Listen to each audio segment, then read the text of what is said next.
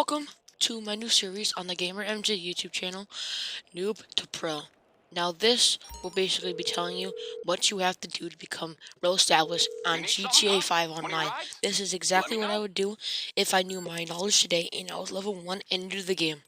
Now the first thing I want you to do is, I want you to do the bounties from M, I don't remember her name, and then after you complete all 5 bounties, there will be yellow question marks with yellow circles around them. The map. There's at least 5. You get around 200,000. And then there's something else with the battle axes that you could search up. It gets you another 200,000. Then you want to do some quick jobs. And then after you do the quick jobs for about an hour, for about 6 hours, you will come out with 1.4 mil. Now what you can do with the 1.4 mil is, you're gonna want to buy a CEO office, CEO warehouse, do it for around 8 hours, have around $1 million, buy an MC clubhouse, and buy cocaine, or meth, or weed, or counterfeit cash, it depends. But right now you're gonna want to start by buying the CEO warehouse. Right here, I am gonna show you how you buy a CEO office.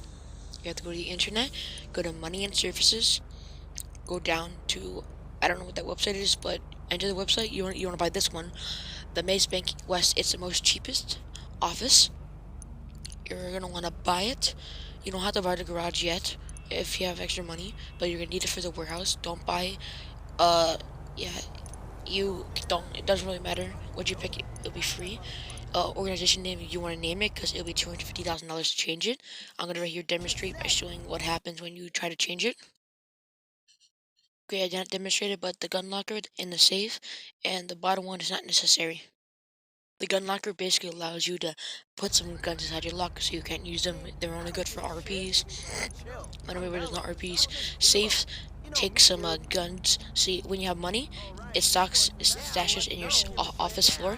So it'll put like it would take all the 20s and make it 100s, and it'll put it inside of your CEO safe so it's not on the floor.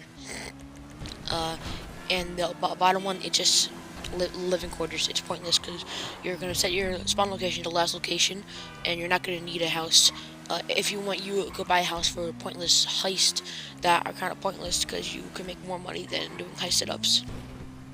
After you enter your fresh, new, clean floor of your CEO office, you will go to your computer and you will go over to special cargo, and you can buy a small warehouse. But if you have extra money from the criminal empire pack, you could definitely buy a medium warehouse, but it'd be much more harder since you would need exactly 2 people, 3 people to sell, because it could possibly be something else, especially armored vehicles.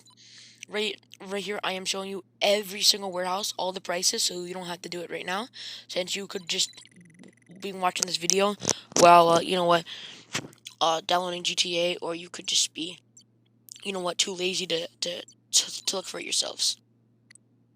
Now, there's a medium warehouse at the bottom right of the map, and there's a warehouse that I was just highlighting. So the warehouse on the bottom right was not $880,000.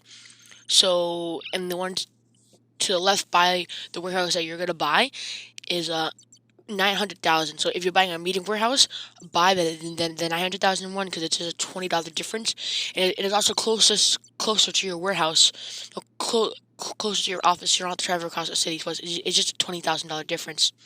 So find the most cheapest warehouse for a small or medium, whatever you want to buy. It depends if you can afford money.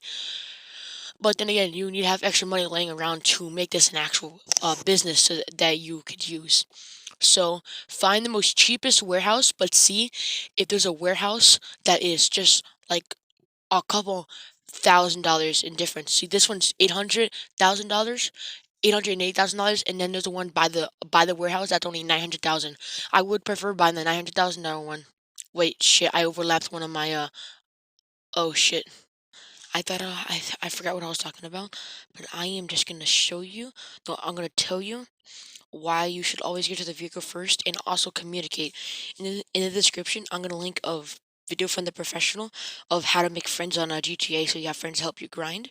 So peace. And this is voice recording that I overlapped by accident. So basically I was inside of this lobby and I had three randoms inside of my CEO. One guy was level 200, one guy was level 100, and the other guy was like level 20, and I was like level 60.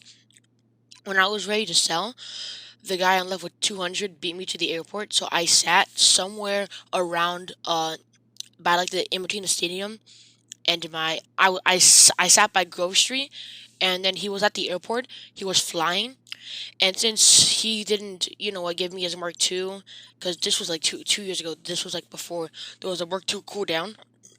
And basically, he could have given me his Mark II. I could have gone there, hopped in a plane, and then he could have called it back. But he didn't think about that, so he got there first because I didn't have a fast vehicle. And then, since he got there first, he took off. There was nobody covering him, and some scumbag in between rank 60 and rank 300 showed up with a laser and blew him up, and I lost my cargo. And there is some things that you need to know when you're sourcing crates. If you don't see the warehouse on your map, it means it's a vehicle, and if you do, it means it drops. Now, after you get to the vehicle, you're gonna want to shoot the NPCs there, or it could be in several positions. Then you want to enter the vehicle and drive it back to your warehouse. You're gonna want to sell your warehouse when it's full. Mine's not full. I just want to show the selling as the demonstration. Delivery vehicle was a plane, and it was at LSIA, and since I was inside a CEDO by myself and had under 9 crates, it was mostly going to be a plane, so I hopped in the plane and I made all the drops. And I got $81,000 from that, but if it was a full warehouse, I would have got $255,000 from that. Back in like a week or a day or two for part 2.